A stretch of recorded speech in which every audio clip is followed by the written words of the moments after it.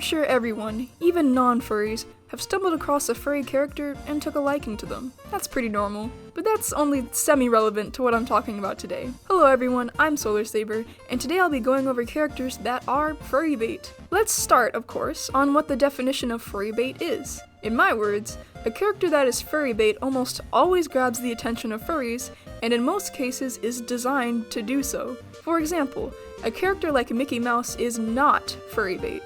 Yes, he's a talking animal, but he wasn't designed with furry characteristics, and most furries don't obsess over him. If a character is furry bait, it does not always mean that it's a character furries find attractive, even though that happens most of the time. It could be a character that furries just think are cool or interesting. So now that that's out of the way, we can get into characters that are most definitely furry bait. First up on the list, we have Catra from She-Ra and the Princesses of Power. You cannot tell me this is not furry bait. She is a cat girl, for crying out loud! Her design attracts furries because she's not drawn as a normal girl with cat ears and a cattail slapped on her. She's got cat eyes, claws, fur on certain parts of her body, she even hisses and purrs. Her mannerisms are also very cat-like in general. Furries see a character like this and absolutely run with it. So yes, Catra is in fact furry bait. Next up we have Zera from Pokemon. If you showed me this character and I wasn't as knowledgeable about Pokemon as I am, I would not believe this was a Pokemon. I would think this was the protagonist in some new action-adventure furry anime that I didn't know about. Look at this thing! This literally looks like someone's edgy fursona. Someone on the Pokemon design team definitely knew what they were doing when they made this. Honestly, there's a reason so many people have personas based on Pokemon. It's because so many Pokemon are furry bait. I'm not gonna get started on Lucario, but we all know that he's furry bait too.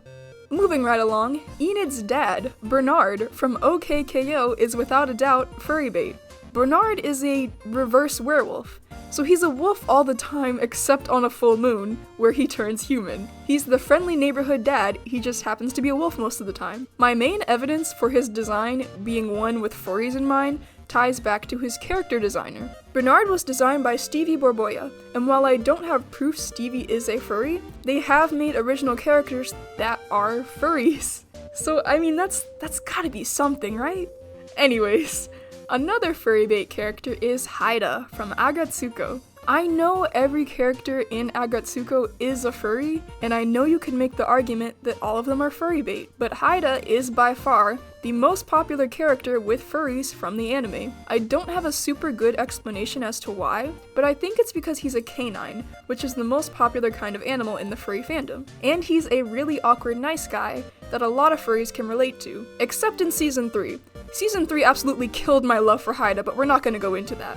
So yeah, this one could be argued about, but I still think Haida is furry bait. And lastly, we have Rouge the Bat from Sonic. Rouge, in my opinion, is one of the peak furry bait characters out there. Again, I know every character in Sonic is technically a furry, but Rouge is one of the characters that furries heavily gravitate to. And looking at her design, well, I'm not gonna go into her design, but she's furry bait, guys. Rouge is super flirtatious, and I'd swear every time she popped on screen on Sonic X, they played like a sensual saxophone in the background. It's simple. If we want to trick Eggman into talking, all you have to do is be a good boy and play nice, and I'll tell you where the others are. What do you say, Doc? Do we have a deal? You can't do stuff like that and not expect furries to show up. So yes, Rouge is furry bait. Those are all the characters I'm going over this time. I know that there are tons more characters that can be considered furry bait that I didn't cover. Do you know any furry bait characters? Let me know in the comments. Thank you so much for watching, and remember, shine bright.